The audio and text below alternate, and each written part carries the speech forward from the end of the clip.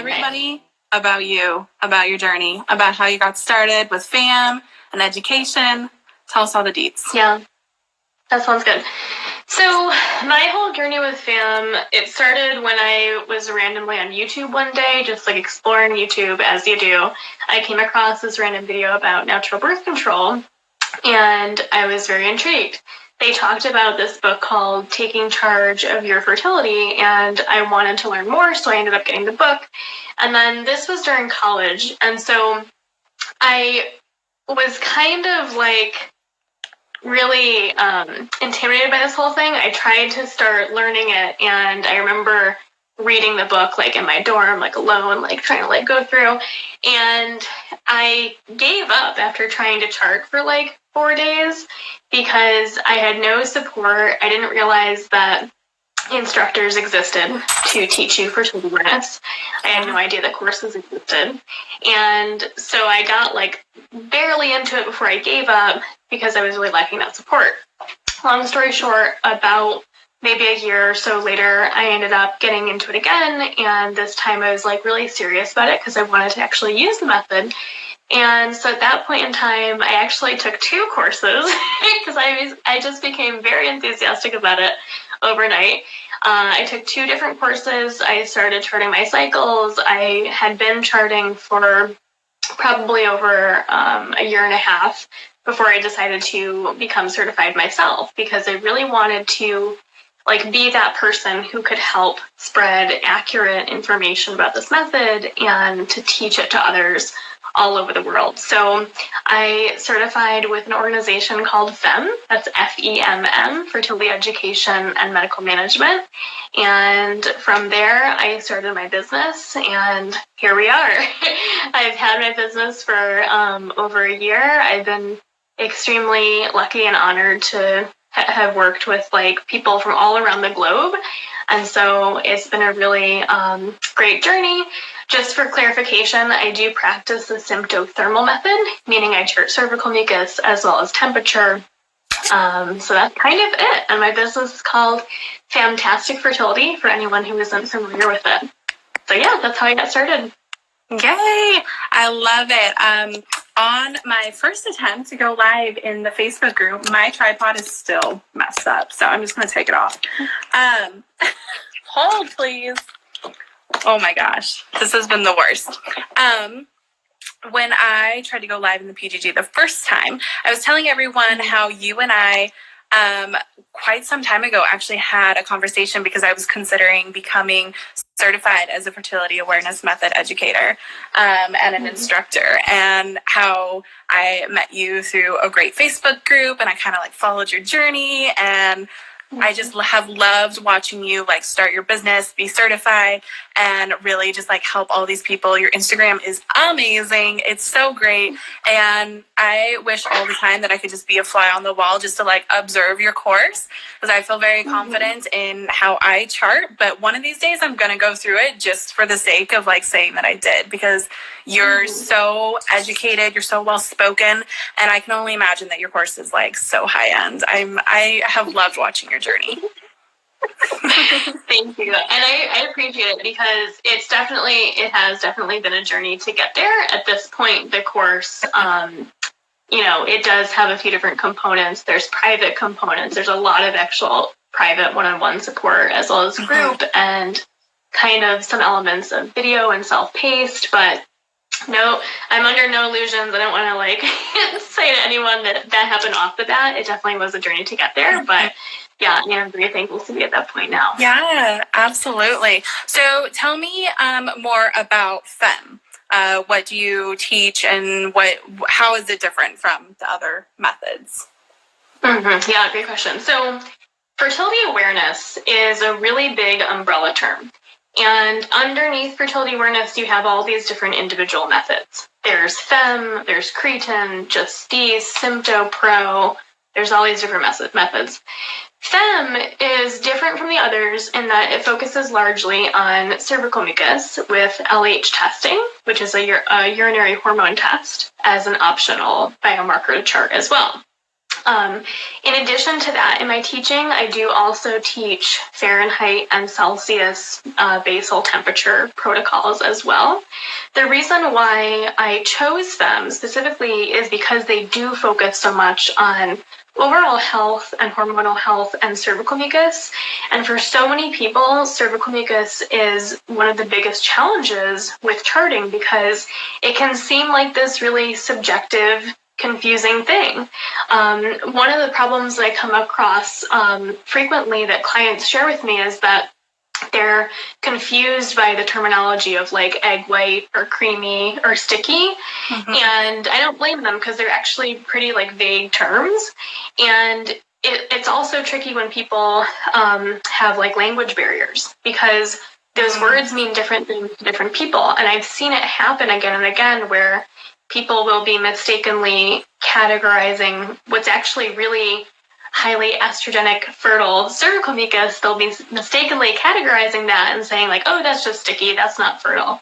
And this is where we get into a lot of the potential for user error with the method when it comes to self-teaching. Because when you're working with an instructor, there's a lot of attention to detail and checking in and ensuring that people are understanding the rules and they're getting confident with it and independent with it and stuff. And there's nothing wrong with self-teaching inherently. It's just that, there needs to be even more attention to detail and caution when you're in that learning phase to give yourself that time to ensure that, you fully understand the rules. So overall, the reason why I chose FEM is because of that attention to detail with cervical mucus. And by layering temperature on top of cervical mucus, that helps us to really confidently confirm when ovulation has already taken place, which is really helpful for birth control, for health purposes. In my teaching and in my course, it is mainly focused on natural birth control and health. But of course, confirming ovulation is also really valuable for if you're trying to conceive and get pregnant as well. Yeah, absolutely. One of my favorite things about you specifically is that you do focus on the natural birth control aspect of it, mostly because it resonates with me personally. But I think obviously it's such an underrated way of using birth control, and I love that you help spread the awareness so much. Yeah. And I mean, when it comes to fertility awareness, there's this like huge perception that it's the rhythm method, or if people chart, that means they're trying to get pregnant.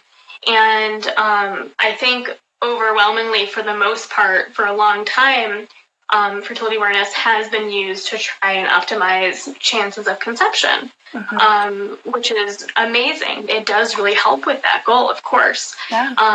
But the lesser known aspect is that it's actually really effective as a natural form of birth control. And it really puts the power in the individual's hands. And it also really helps to encourage communication in your partnership, and to ensure that there's mutual responsibility there for preventing pregnancy. So it's really empowering in a lot of different ways. Absolutely. How long have you been practicing, Fam? Yeah, so I've been charting since 2016.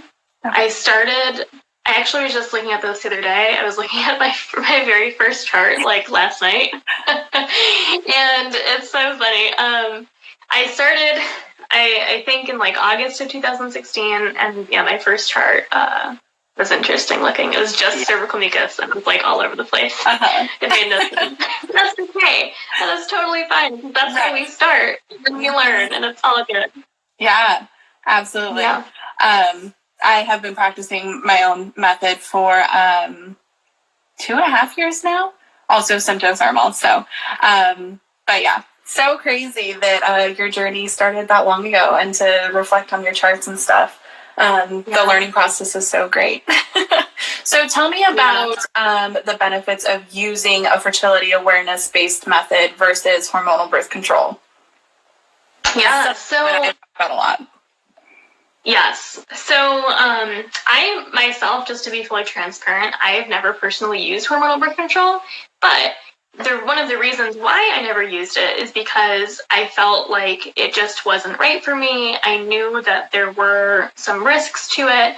And often when people go to their doctor, they talk about this, and often hormonal birth control is framed as this thing that everyone does.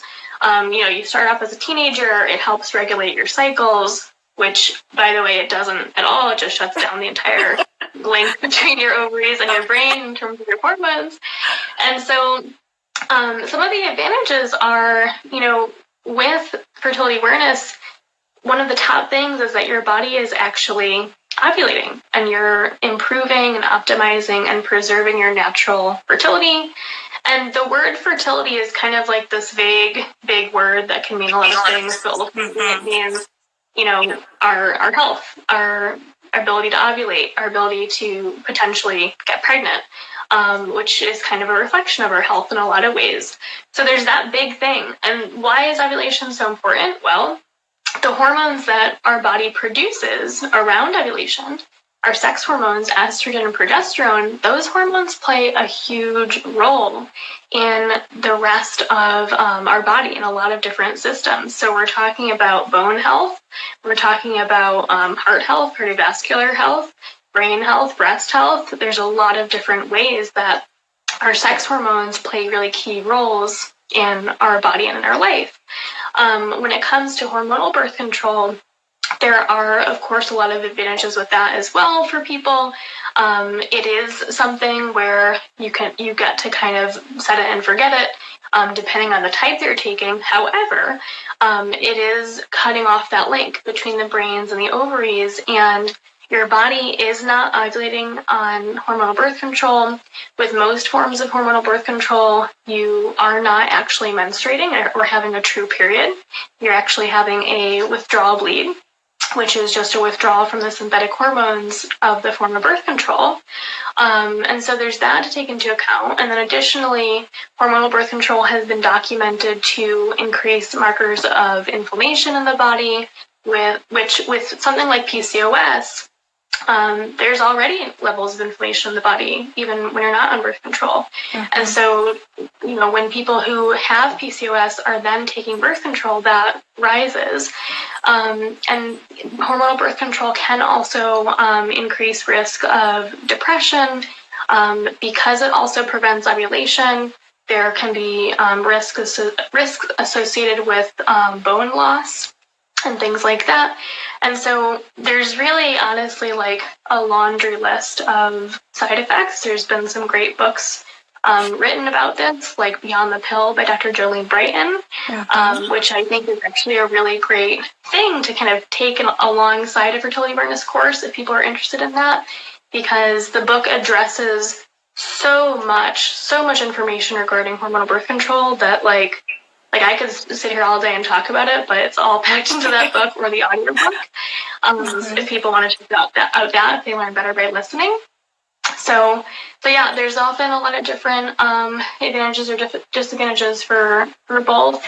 I think with fertility awareness, the biggest thing is that whether you're fertile or infertile, day to day, you get to be the one to make that assessment. You get to be the one totally in charge of your decisions around sex and how you want to prevent pregnancy. You get to choose whether you want to use barrier methods or not, what types of sex you want to explore with your partner at different times in the cycle. You get to experience, the natural flow and ebb of your libido. So it's really incredible. And I think one of the best side effects of fertility awareness is just that connection with your body, that mind-body connection you're building, and you're charting and getting to know yourself on that deeper level that most people never even connect with. So I think that's a huge piece. I agree. I don't think that I would be where I am, how far along I am in my PCOS journey if I hadn't have discovered FAM, because it gave me this really intimate love connection with my body and everything that it does and all the intricacies of it and how it really works and how what I do really intimately affects it. Just that being able to connect with yourself is really beyond what most people experience in their life. So I absolutely agree that it's one of the best side effects that FAM has.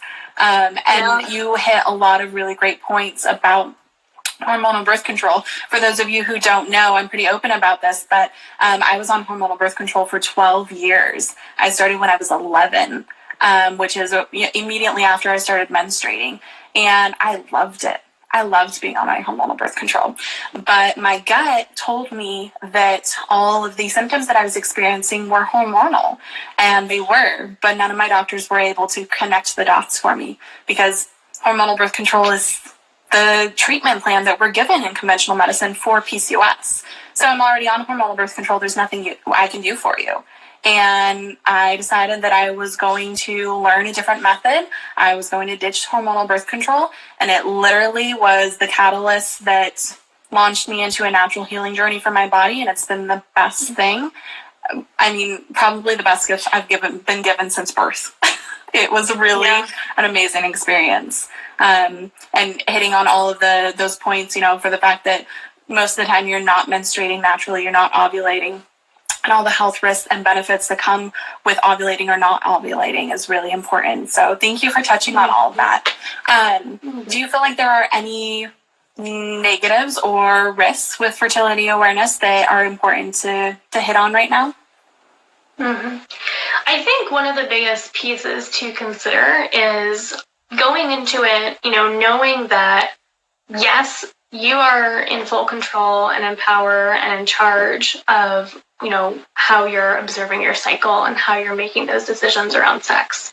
And then for some people, the downside is you're in full control of those decisions. And so it's like, it really hits home with people that actually they are fully responsible for those decisions around sex. So when it comes to fertility awareness, we're not changing what's going on inside of our bodies, like with hormonal birth control, where we're cutting off that brain ovary connection and we're shutting down the whole hormonal cycle.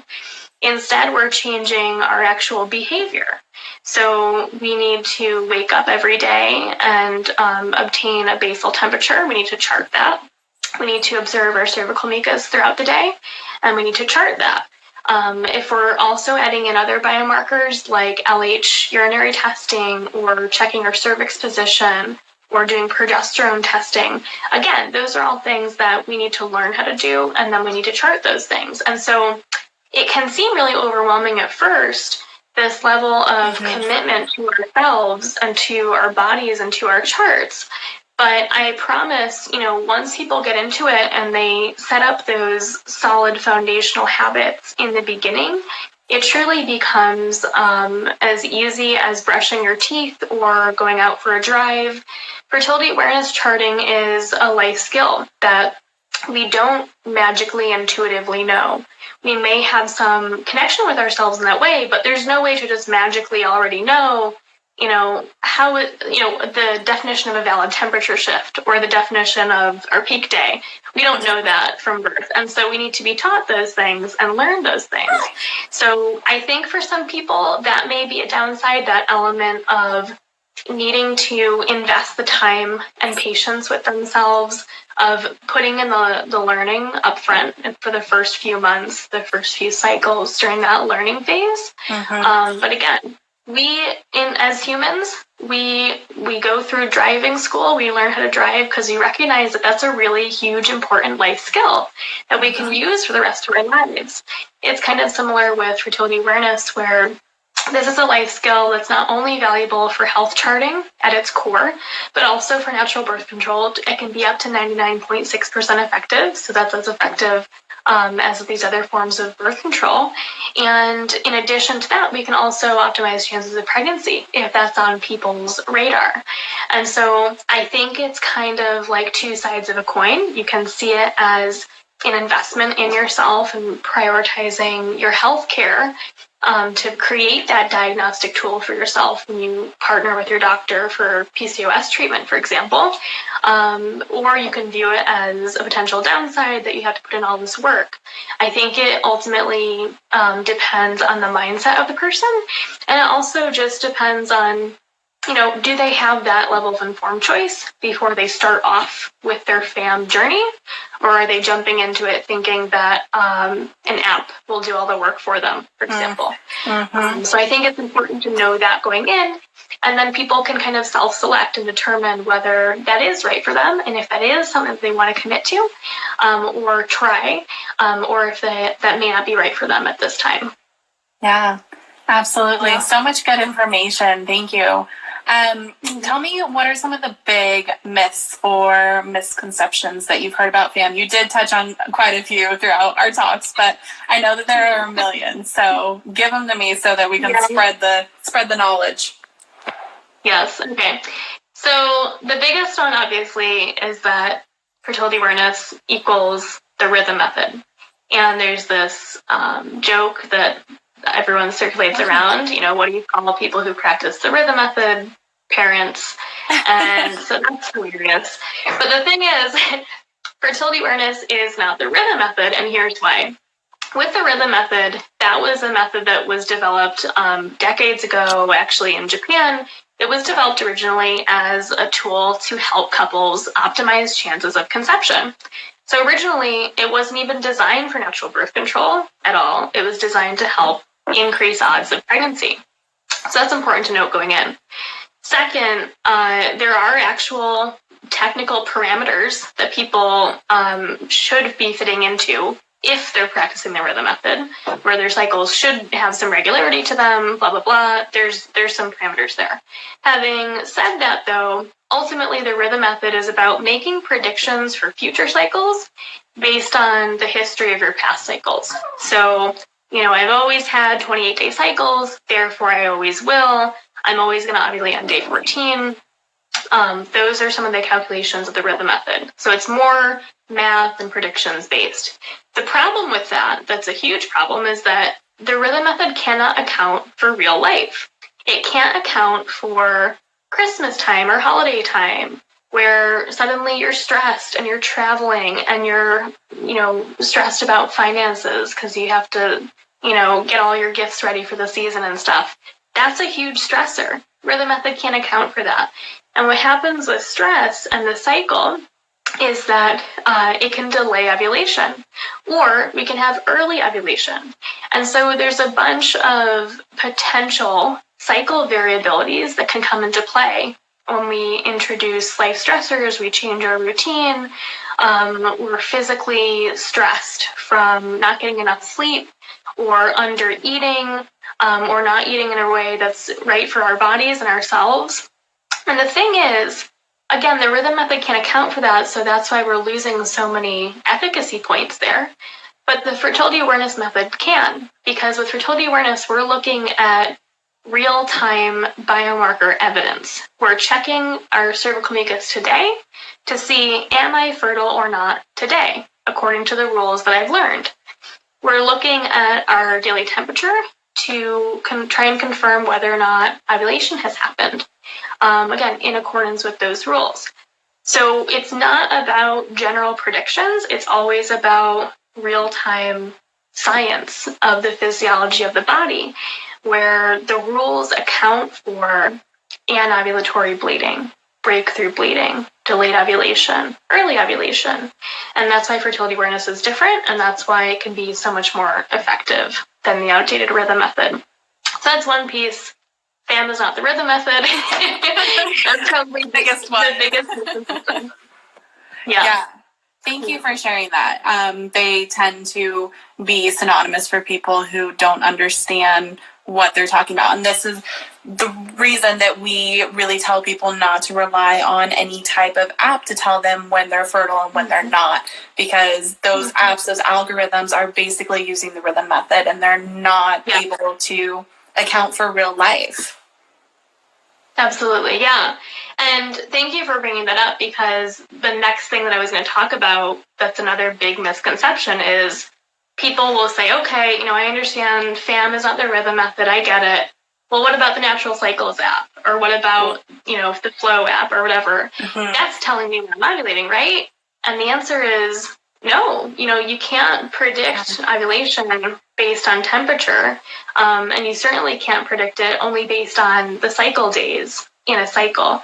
And so I think that's the next biggest thing, especially since technology nowadays is like such a huge part of people's lives. People really want to trust it, and they want to simplify things. So it's totally understandable why they may gravitate toward products or services or devices or apps that may claim to do the work for them, to make the predictions for them.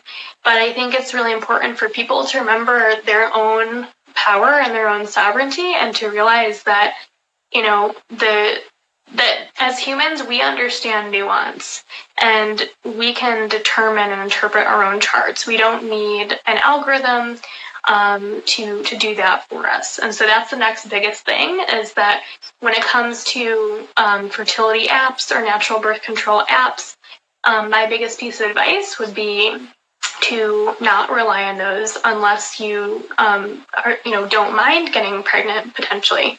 For those who are serious about avoiding pregnancy with FAM, the best course of action is just to either invest with working with an instructor, or to really prioritize that self-teaching for yourself in a really serious way, just so that you can keep yourself protected and get to know your body in the best way.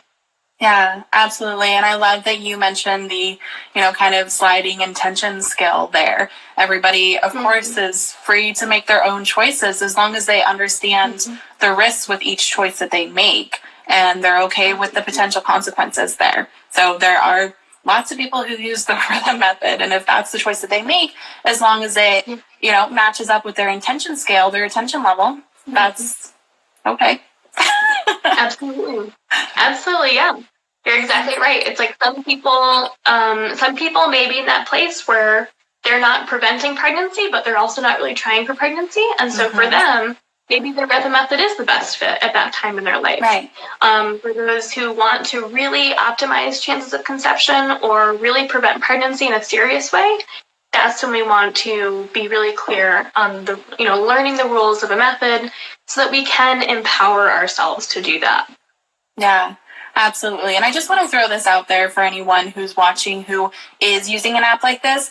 Keeping track of your periods, when they start, when they end, what symptoms you're experiencing, is all knowledge, and that is powerful. It's just not necessarily a reliable method of birth control. Yeah. I recently did, just for anyone looking for more information on these two topics, so I recently did a post about the difference between like general cycle tracking or general period tracking versus the full symptothermal method. So you can find that over on my page. I also recently did a video and a post about the limitations of the DAISY fertility monitor as well. So you can find a post about that on my page at FAMtastic Fertility, or on my YouTube channel at FAMtastic Fertility. And I really get into more of the nuances about those things in those posts and videos. And so that may be more helpful for people as well. Absolutely. Thank you for sharing that. Megan's Instagram page is amazing. I send your posts to people all over the world because you're just so well informed, and again, so well spoken. I think that you explain things in a very logical but simple to understand way. So you're definitely one of my favorite resources to share. So since I am a PCOS health coach, I would love if you could give me some of the specifics of why FAM is really beneficial for PCOS women specifically. Yes. So basically, what it comes down to is when you're charting your cycle, you're creating a really detailed health record for yourself. This is a record that you get to either print out and bring to your doctor or keep track of in your app. And it's basically a really detailed tool of your cycle symptoms, of, cravings, your temperature patterns, your cervical mucus patterns, and basically what's going on with your hormones. So another misconception is that, people with PCOS or irregular cycles can't chart because it won't be effective. And the thing is, it is very effective because, again, FAM can take into account those cycle irregularities, and that's fine.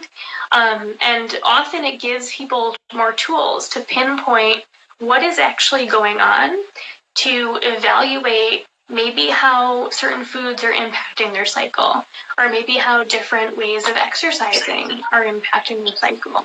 And so it's a really huge tool. You yourself recently, in a post, maybe it was about a month ago or so, you shared that you were finally able to confirm ovulation after so long of not yet ovulating. And that was a really huge thing for you. And like with people with PCOS, that's a huge thing to be able to do, to confirm regular ovulation and to kind of keep tabs on that and work toward that. And so I think the benefit of like health charting is one of the most important pieces for people with PCOS, because it gives them that insight into their cycle that they simply wouldn't have otherwise. The other thing is, by confirming ovulation, it then gives us the power to predict when our period is going to arrive for PCOS. And so with PCOS, otherwise, there can be very irregular periods, but when we chart, we get to know exactly when menstruation is going to arrive, and we can prepare for that by putting in a menstrual cup or wearing cloth pad or putting on our period underwear, however that looks for a person. And so I think for people with PCOS, the biggest thing is like pinpointing what's going on with their health, keeping tabs on that, and having that medical diagnostic tool and that cycle of data that they're accumulating for themselves to share with their health coaches or their doctors or their acupuncturists, or their massage therapist, or whoever they're working with in different ways to, treat their PCOS. Because I know that people have a lot of different modalities to do that. The chart can really be informative there. Yeah, absolutely. Thank you so much for all of that. So if you guys weren't, sorry, my lighting, and I'm not using my tripod and it's so funky, but for those of you who didn't see the post that she's talking about, I have been using the symptothermal method of fertility awareness for about 2.5 years now. And I would say a month and a half ago, maybe a little longer, closer to 2 months, but I did finally confirm ovulation after 1.5 years of not ovulating on my own. So in between this time, I love your face, Megan. So in between this time, I was taking fairly regular doses of Provera to induce a fake bleed, because there are health risks with not bleeding for so long. But that whole time I was working tirelessly on really gaining my cycle, my fertility back. And, just for extra added info here, I'm child-free by choice. I look at my fertility as a true marker of my health, and it is extremely important to me. And I was able to see what different things I was doing and how that affected my cycle. So for instance, the type of workouts that I was doing, how was it affecting my cycle? And I did these things in 3-month periods so that I was making slow and steady change. And when something finally happened, like I freaking ovulated, finally, I could see what I was doing at that time and point in my life that really, kind of tipped me back over that edge into a healthy fertility cycle. So it really is such an amazing, amazing tool. And one of the things that I actually see a lot as a PCOS health coach is people asking me, how do I know if I'm ovulating? And this is the answer. You can chart for health, and you don't have to use it as a birth control method if you don't want to, especially if you are trying to conceive. It's a great tool all around. And you're absolutely right to be able to work with a healthcare professional and be like, I ovulated X amount of time ago, is really powerful. I actually experienced this when I was very first diagnosed. I went to a PCOS specialist. That's what she called herself. And she looked at me and said, when was your last menstrual cycle? I said, well, this is the last anovulatory bleeding I had. This is the last time I confirmed ovulation. And she said, oh, we'll see about that. Let's do an ultrasound. And I was freaking right. And the look on her face was priceless. I will never, ever forget it, because she was in shock that I was able to confirm ovulation and knew that there would be no cysts in my ovaries. She was shocked. So, I mean, just do it for the shock factor alone, because it's fun. Hell. Okay. Anything else you want to add here? I mean, the charting for health is so important. Being able to use it with healthcare professionals is amazing. Just the knowledge on its own is amazing. Anything else that you feel like is a really true benefit to PCOS women specifically? Yeah, so one other thing you were mentioning or that came to mind as you were talking about that was not only the ability to confirm ovulation and predict menstruation, but also for those with PCOS who may be into hormone testing, every so often seeing how things are going with their progesterone levels or their estrogen levels in the context of PCOS, charting can inform you of the most accurate times in a cycle to actually get those tests done.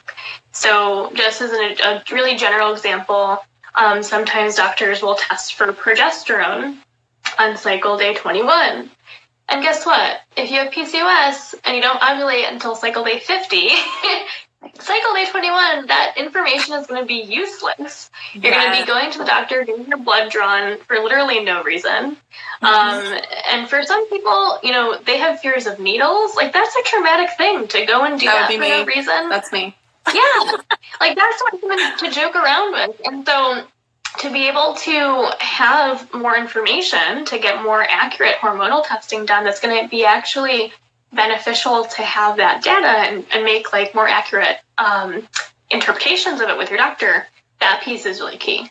Whether you're doing blood testing or like a Dutch test or something, anything that comes to your hormones, when it comes to PCOS or just cycle charting in general, it's going to help make it more accurate for when to test. And by the way, when we are testing for progesterone, we do want to test generally mid-luteal phase.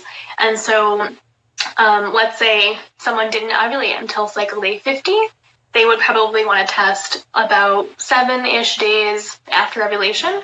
So testing around cycle day 57 in that case would probably yield an accurate test for progesterone. So that's just kind of like the general info. But yeah, I think for a lot of people that element of accurate hormonal testing is a big piece.